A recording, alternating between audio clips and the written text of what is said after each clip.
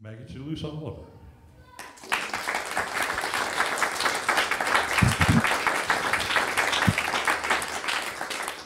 Thank you. Well, that was a very kind introduction, and as always, I'm very pleased to be with this group. I really have to thank you all for the work that you do, particularly the advocacy work, because if it weren't for you folks always showing up to committee hearings and public meetings and rule hearings and all of the, the sort of unsexy things that we have to do to make sure that our system is fair and accountable. If it were not for you all and many others like you, then we wouldn't have had the successes that we have achieved over the last couple of years. And it's also going to take this group plus many more of us to come together to continue to push through some very needed changes for the future of our democracy, quite frankly. And I'm very honored to be in the position that I am in as New Mexico Secretary of State, to play the role that I play in this work, and to use my voice and the benefit of my position to help advance important reforms in campaign finance and accountability and voting rights and all of the things that I know that we all care about. But I wanted to start off tonight because when I was first asked to come speak to you all, I was at the time a candidate for the United States Senate. And as you all know, that was just a recent decision that I decided not to continue the campaign. And of course, I'm here in my official capacity, but I was asked to, and I wanted to share some thoughts with you all about that race, and particularly about the money aspect of the race and how that impacted my campaign and my decision as to whether or not to stay in the race. And I think, it is important for this discussion because, the reality is that, there wouldn't be a group like this, and we wouldn't be doing the work that we were doing if money did not play a real and highly significant role in our democracy. And particularly the higher the level of office that you run for in this country, the more the more important a role money plays in that. And the truth is, from the very beginning of the race, I was an underdog candidate.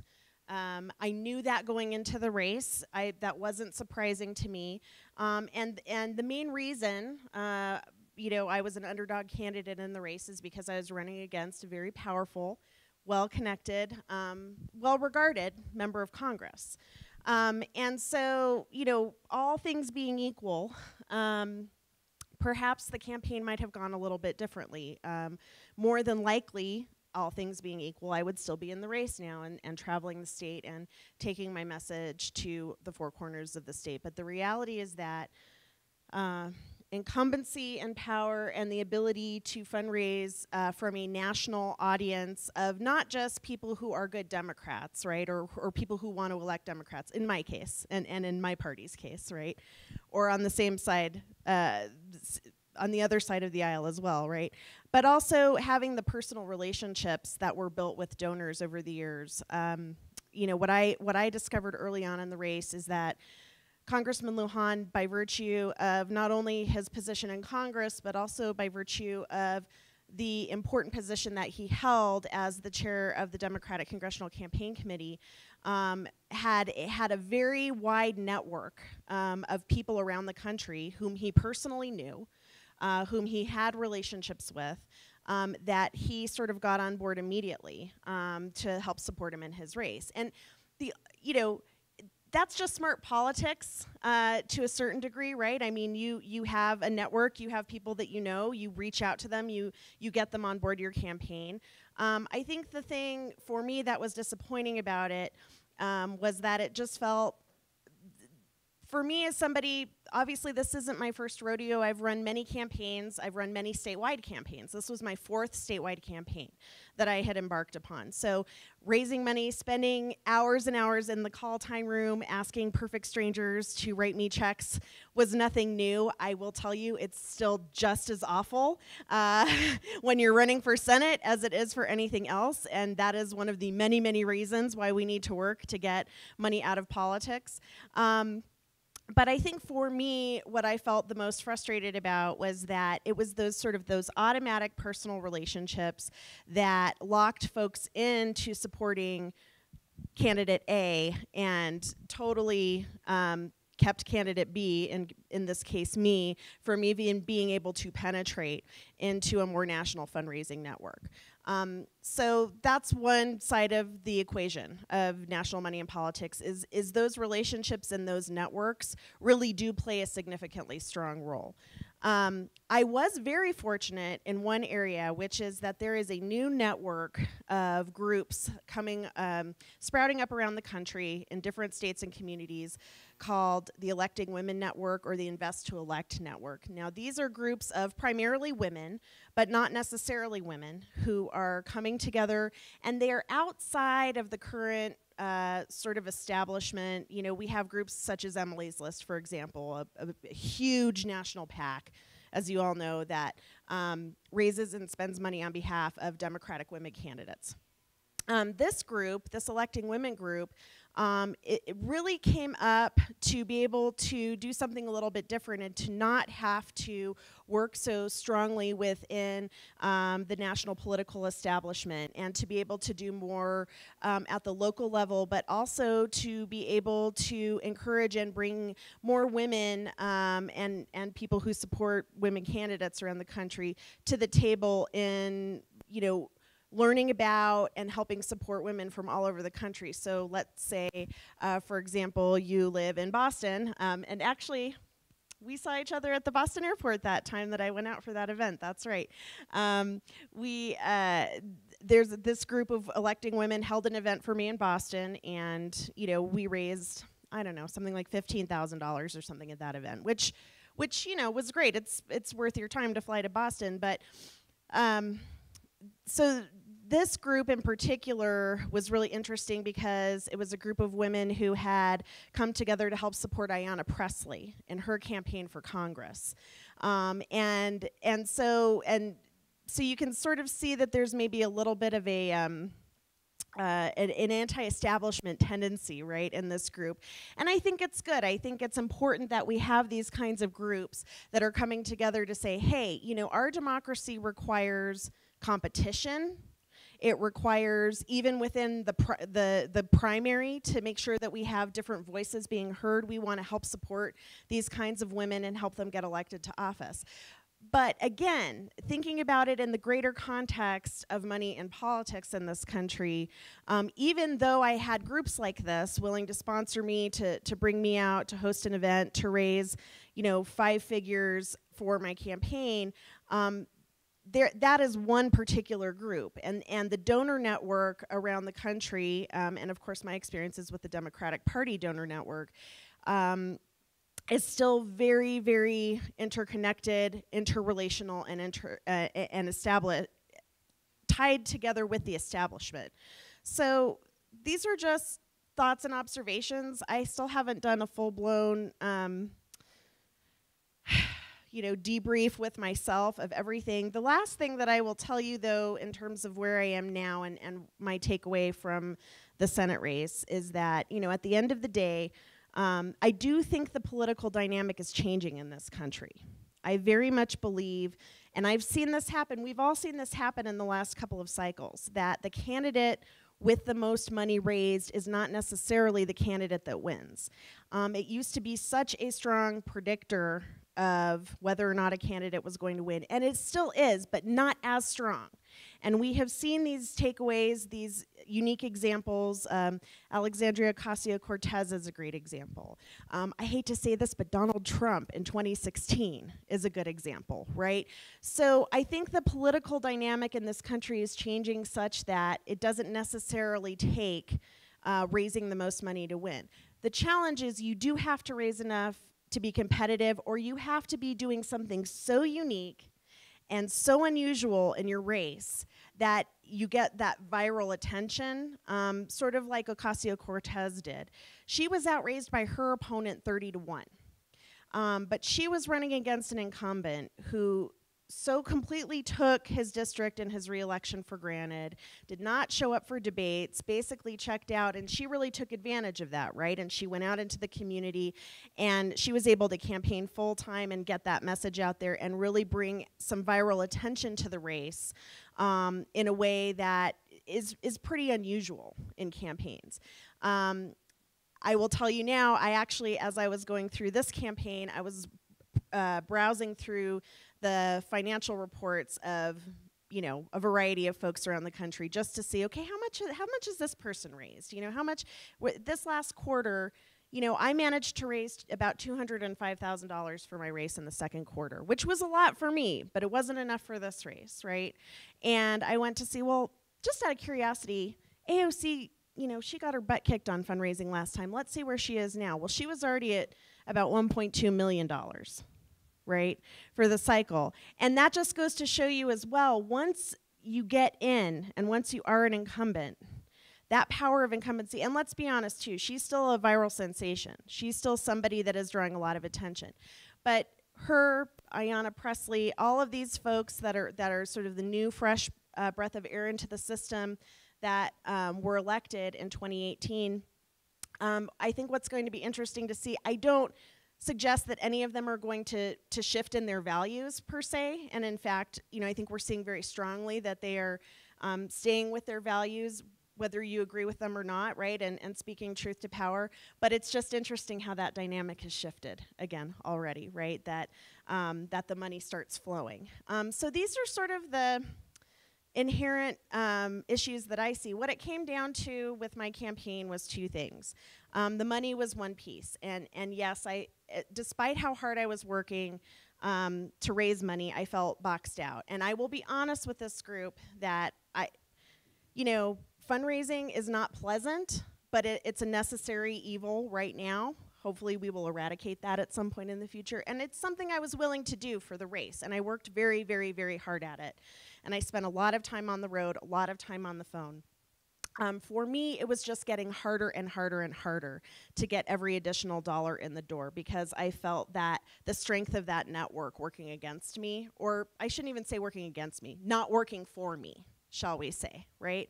And so for every, you know, hour I spent on the phone, it was getting harder and harder to raise the same amount of money as before. So the sustainability of the campaign was becoming questionable. And I had to be very honest with myself about whether or not I was going to be able to sustain the campaign, and not just sustain it, not just keep the lights on and keep, you know, being able to put gas in the car, but also to be able to get the message out that I wanted to be able to get out in an effective way, right? So it's one thing to pay your bills, but it's another thing to be saving money to do TV and radio and Facebook and door knocking.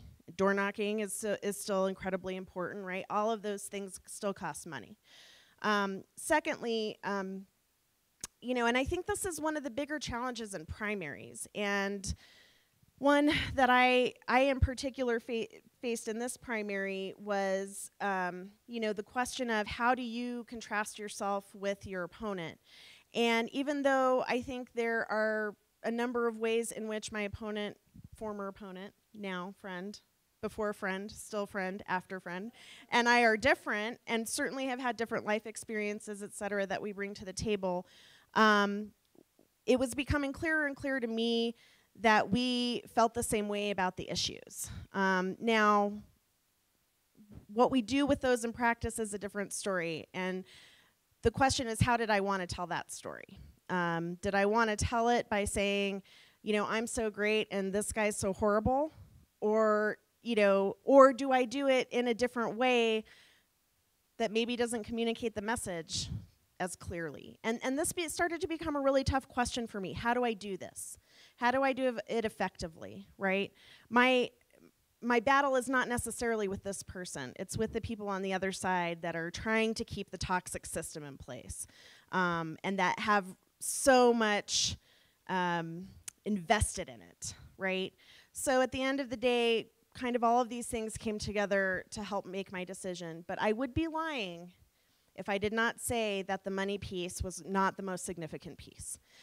It was the most significant piece at the end of the day, and that's the reality that we're living in. So I wanted to just share that with all of you because I know that was, something that folks were wondering about, and it's, it's a shame. I got into the race because I had very strong beliefs and feelings and felt called to run. And obviously I feel called to serve in general and wouldn't be in the job that I'm in now if I didn't. I will say the silver lining is that I now get to refocus my energy full time on the work of the Secretary of State's office. And we have a big year. We have a big year coming up this next year, and a lot of important things that need to happen and be defended. And I'll throw out one example just from this last local election that we just had last week. The very, very first one of its kind ever in the state's history, this combined local election around the state, went very successfully. Obviously, normally we wouldn't be tooting our horn at a 20% statewide voter turnout, but when you consider that most of these elections in the past had, in some cases, been considered by less than 1% of the vote, we do see that as a victory, right? A great improvement in participation. And we saw it as a great opportunity to work on some of the things that we're going to be rolling out in the next general election cycle. For example, same-day voter registration, which came to fruition through the last legislative session, which frankly worked amazingly. We had well over 2,000 people register and vote on the same day during the early voting period around the state, which was great. You don't have to applaud, but yes, I agree. However, for those of you who might have been watching the news, we already had sort of what I think is the harbinger of what we're going to deal with next year. And frankly, we deal with it in every election, but the latest iteration of it has been on the focus on absentee ballots, particularly in Doña Ana County. If many of you will recall, the congressional race down there last time was decided by not very many votes, and the absentee vote is what actually affected the turnout in favor of the Democrat, Representative Torres Small. And as a result, the losing side automatically became suspicious of the integrity of the absentee vote and did a bunch of stuff post-election. And of course, at the end of the day, the results were certified. Congresswoman Torres Small was elected. She's still in office. She's running for re-election now. But this year, during our local election, we had a sort of a resurgence of the scrutiny on the absentee voting process in Doña Ana County. And in fact, the Republican Party filed an injunction to prevent the county clerk and our office from continuing to count those ballots because they did not believe that the returned ballots contained sufficient information to identify the voter. In other words, they were saying, there's not enough information here for you to know it's actually from that voter. So they were suggesting or implying that perhaps other people other than the voter were sending those ballots back. Now, I mean, obviously we had 20% voter turnout, so it's not like we had an onslaught of voters slamming their way to the polls, so it's highly unlikely. But with that being said, thankfully that injunction was rejected by the judge. They have since filed formally a lawsuit, and we're now going to go through this process. And what I personally believe is that it has far less to do with the actual integrity of the election and the questions around that, and it has everything to do with putting questions in our minds and in the voters' minds about whether or not the election has integrity, discouraging people from participating, raising all sorts of red herrings and casting aspersions on our election process. Because win or lose, they get to have a press conference and they get their accusations covered in the media. And the more the public hears those things, the more it takes root in the public's mind, right? So these are the challenges in terms of just voting itself for the coming year that we learned and saw from this local election last Tuesday. What I will say is, again, to the silver lining of not running for Senate is that I can be fully engaged on these issues and making sure that we are not allowing shenanigans to happen that prevent citizens from casting a ballot in our upcoming elections. It's going to be more important than ever this election cycle. And we, of course, also know the accusations that have been coming from the very tippy top of our government about elections not being fair. So a lot of work to do, and I'm on the job, and I'm happy to be there. I did want to transition a little bit into talking about some of our victories and some of the new things that we've done over the course of the last year with regard to campaign finance in New Mexico. As most of you know and were part of, we had some successes this legislative session in encoding into our state election code the rules that I adopted in 2017 to require dark money to be reported so that we have some transparency as to these outside groups that are coming in and spending money in races. We had quite a bit of reporting on the dark money side this last election cycle as a result of that. And now with the state statute being in place, that will continue. So we had folks reporting not only through the regular channels registered as PACs and reporting that way, but we also created this independent system for Joe Schmo, who wants to spend $1 million in a race to be able to report what he's spending. And so we had reporting through both of those mechanisms. We also, Alex, do you have those handouts? Oh, okay. We brought some handouts for you all, and this is just a frequently asked questions, and I know folks like you will be interested in this. We actually did a lot with changes to the campaign finance laws this year. Oh, hey. You are inspiring me, buddy. Should I run away with you? Hey, Scott. That's okay. He took a future voter. That's what I say. So there were also a lot of other things that were done to try to clean up and improve. That's adorable. Clean up and improve our campaign finance system in New Mexico. Most of the changes that were made were things that I had either supported in the past or brought to the table. There were also some changes that were made, frankly, at the pleasure of the legislature, because they are the ones that make the laws. And so I'm not going to go through this FAQ for you all, but this is just something that we're presenting to folks that really kind of highlights the major changes since the previous election cycle. One of the changes that is going to have interesting implications is that we now have increased limits. So if you all will recall, New Mexico had no limits in New Mexico races, so anybody could contribute as much as they wanted to any candidate for a long time. Starting in 2000, and it was after 2010, I guess 2011, there began to be restrictions on the amount that folks could donate, and they would go up, sort of have a cost of living adjustment every year or so.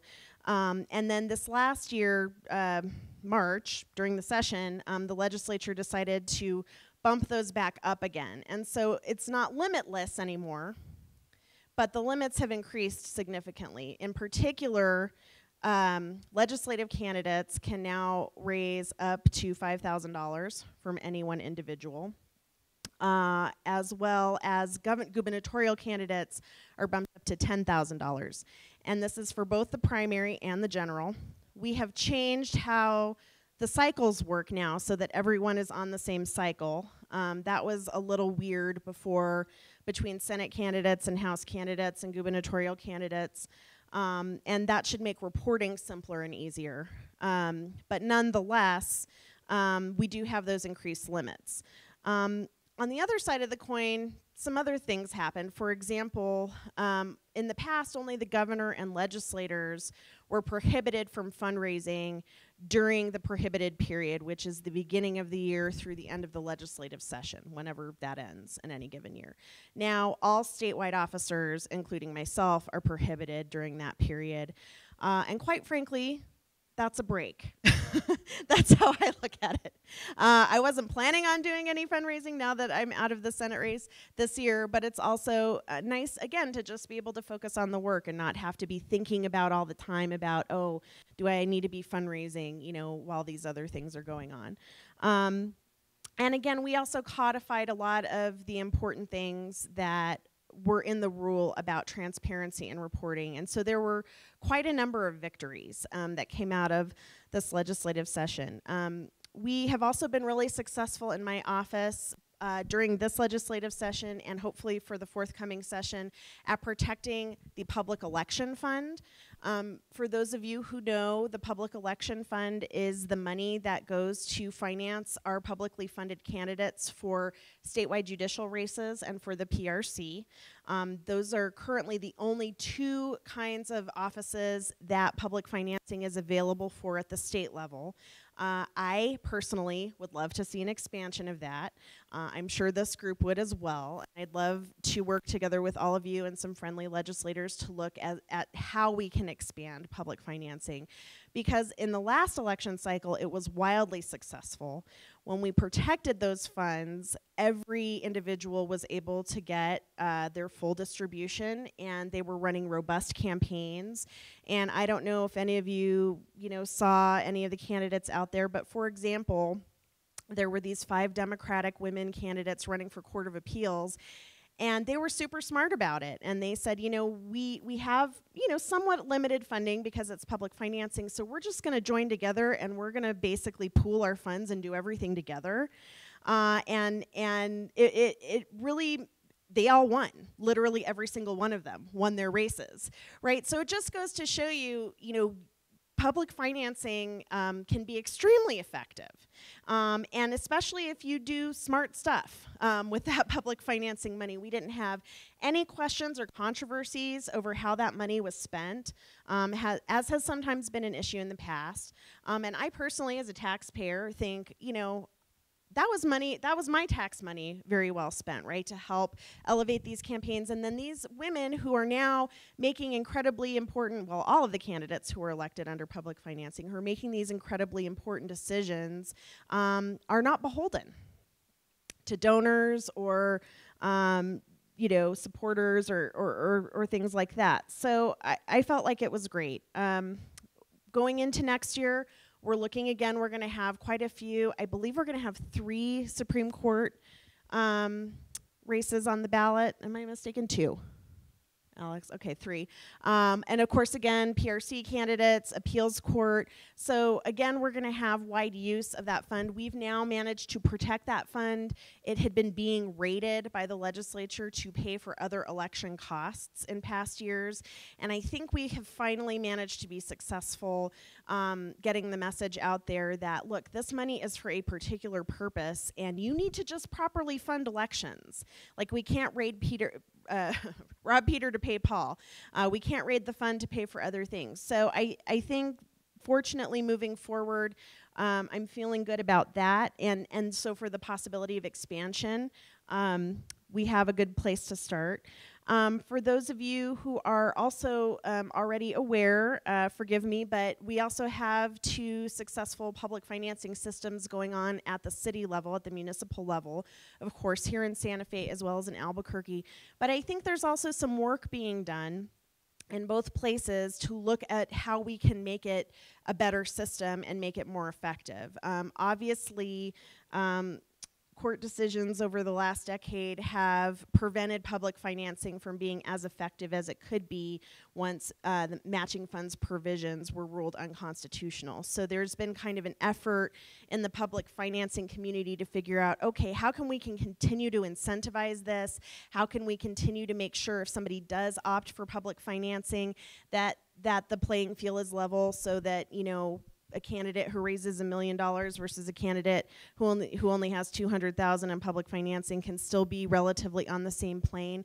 Albuquerque in particular had a really interesting election last Tuesday in regard to public financing, because they had 2 propositions on their ballot. So this is where I say this is a good problem to have. They were technically competing propositions, but they were both about how to improve public financing. They weren't about getting rid of it. They weren't about gutting it. They were about how do we make the system better, which to me, that's a good sign, right? That's progress. So it's either make it better this way or make it better this other way. Proposition 1, which was the proposition that passed, basically improves the current public financing system in Albuquerque. For example, it increases the amount of seed money that a candidate can raise and that they could give themselves. And it also increased the public funds for mayoral candidates from $1 per voter to $1.75 per voter. And for the runoff candidates from 33 cents to 60 cents per voter. So basically, the funding is going to go up for everyone in all of those different races. That's fantastic because particularly in Albuquerque, if you were paying attention last year or 2 years ago, 2 years ago, good Lord. Time is going by so fast. There were candidates raising in excess of $1 million, and they had 5 or 6 candidates on the ballot, right? And the ones that were personally financed versus Mayor Keller, who ran publicly financed. So that will make it fairer. In Santa Fe, I think, I'm somewhat less familiar with the work that's going on. I know that there has been a task force looking at and working on the issue, but I think for me personally, I voted in one of the competitive races here in Santa Fe this year.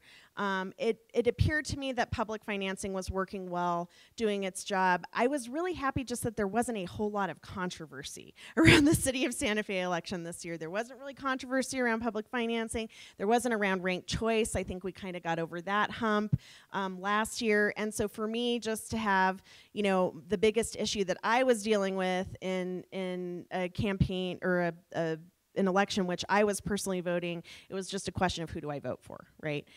Now I will say, for the sake of Santa Fe, a little bit more competition, particularly at the local level, would not be a bad thing. I know that many folks went to vote and found most of the races on their ballot as uncontested, right? And so, again, when we're thinking about money in politics, of course, we're thinking about the health of our democracy.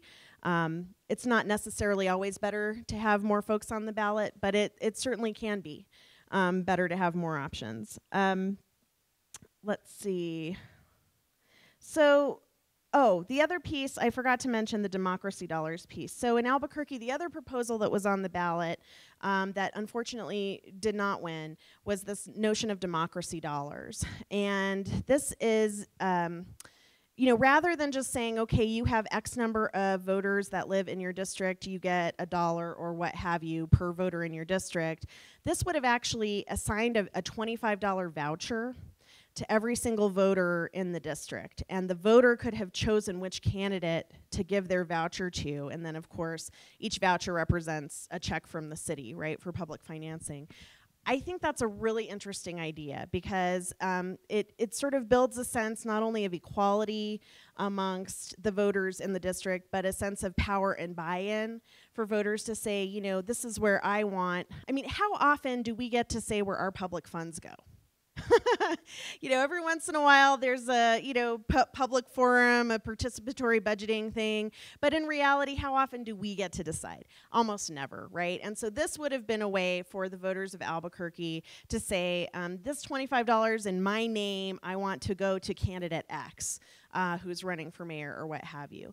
It turned out to be a fairly controversial issue. And I will tell you, no surprise, that the corporate interests, the folks who are very vested in maintaining the system the way it is now, came out very strongly against it, wrote op-eds, did ads, did all of those things talking about how bad this was. And at the end of the day, it was unfortunately defeated. I think the good news, again, is that we have a strong public financing system in Albuquerque.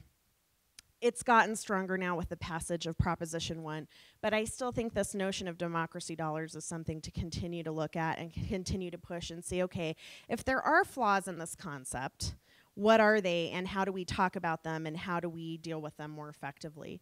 But I don't think by any stretch of the imagination it is dead. I think the concept is still there.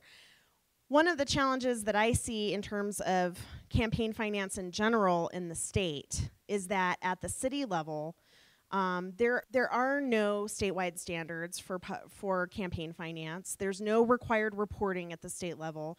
It's all done on a municipality by municipality basis. And so if you are a municipality like Santa Fe or Albuquerque or Las Cruces, you have public reporting, you have requirements, you have transparency. But there are tons of small towns all over the state that do not have anything, no requirements at all. So the voters in those communities know literally nothing about what those candidates are raising and spending unless those candidates choose to share that information publicly. And we all know how well that goes when it's not required, right? So that's something that I'm taking a look at moving forward. Could we, should we, can we have some statewide standards at these lower level offices? Even school board elections, school boards were on the ballot this last Tuesday, and only certain types of school districts of a certain size, only their candidates are required to report, and they're only required to file one report, and that's after the election. So of course the voters have no way of knowing leading up to the election, right? So these are some things we still need to work on as a state. My hat's off to places like Albuquerque and Santa Fe that are not only doing reporting, but doing public financing. But it just is a reminder that we still have work to do, right? To get down, I'm sorry, I'm just making sure I'm not going totally over time. I know you all have some questions. Couple of other things that I'll just touch on, and then I'll be happy to answer any questions that you all have. So 2 quick things. First and foremost, Ethics Commission. So I'm sure you're all aware, we finally got the Ethics Commission passed in 2018. The enabling legislation was put into place in March, and the Ethics Commissioners have all been appointed. They have been meeting, they've been coming together, getting ready to start doing their official work starting in January. For my office, for me personally, I was extremely happy to see this. Mainly because all of the enforcement and the accountability that my office is tasked with has sort of 2 Achilles heels, believe it or not just 1 but 2. The first Achilles heel, and actually this is a good thing, is that we are required first and foremost and at all times to seek voluntary compliance. So with the Campaign Reporting Act, with the Lobbyist Reporting Act, with the Governmental Conduct Act, any of the acts over which my office has discretion, we are first and foremost required to seek voluntary compliance. And that means if you haven't done something that you're supposed to do, the first thing I'm going to do is say, hey, you haven't done this. Could you do it? And I ask nicely. I say pretty please with sugar on top and everything. But again, you know how people are if they are not required to do something, right? And even though statute requires them, the main Achilles heel that I have is that I have very, very few enforcement tools in my toolkit. I cannot subpoena documents. So if I suspect that you received contributions in excess of what you were entitled to, I can't say, hey, hand over your bank statement so I can see. I have to rely on the information you give me. And if things are not adding up, either in actuality or figuratively, then my default is I have to go to the Attorney General's office or the District Attorney's office. So that ties my hands. And my hands are also tied with regard to enforcement when it comes to fines. Most of what we do in my office is just try to make sure, again, that voluntary compliance is happening. So just file your report. Just file it. Just get it in so the voters can see. So the citizens can see what you raised and spent on your campaign. That's why we have these requirements.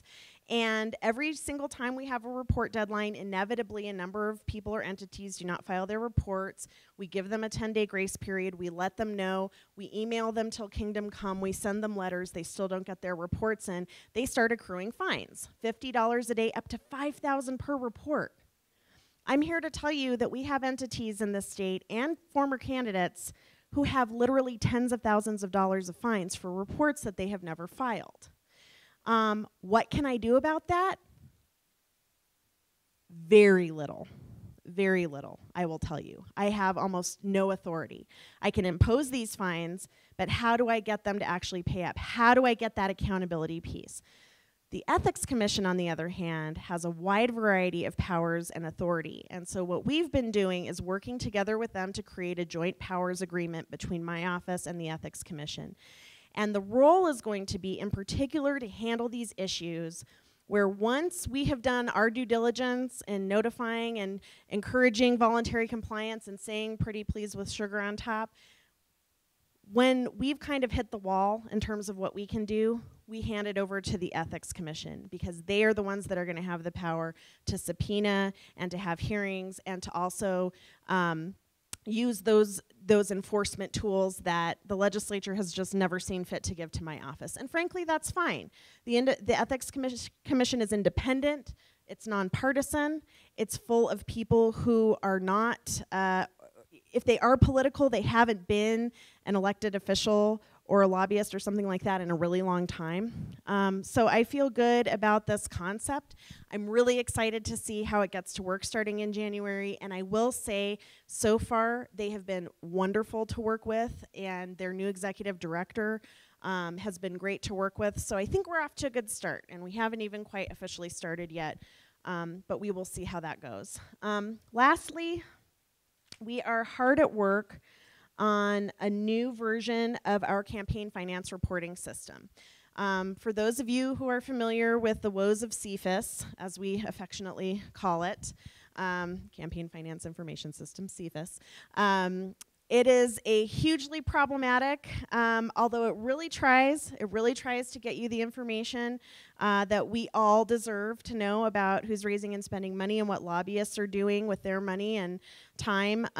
It doesn't do an adequate job because so much of the data is not integrated and cross-referenced, and we don't get a complete picture, and only people with the most time and interest on their hands to try to cobble all of these pieces of data together can help put a full picture together. So the system, we are actively working on it. We are building it right now, and the goal of it is to be a much more transparent and much more user-friendly tool for really the average person who's just interested. You know, who's spending money on campaigns in my state? What industries are spending money? What individuals? Where do they get their money from? What this lobbyist gave to this person, and this person. Who does this lobbyist work for, right? Things like that we are just not able to get the complete picture from our current system. We are excited to have that rolled out by the time the first campaign finance reports are going to be filed for the 2020 cycle, so that's coming up in April. So you don't have that much longer to wait. I'm really excited about it. But we want to make sure we get it right, and that's also really important. So we don't want to rush through just to slap something up on the internet. That is a lot of things, and I just didn't want to leave anything important out, but I'm sure I probably did. So at any rate, please, if you have any questions for me, I'm here with you for at least another 20 minutes. So thank you.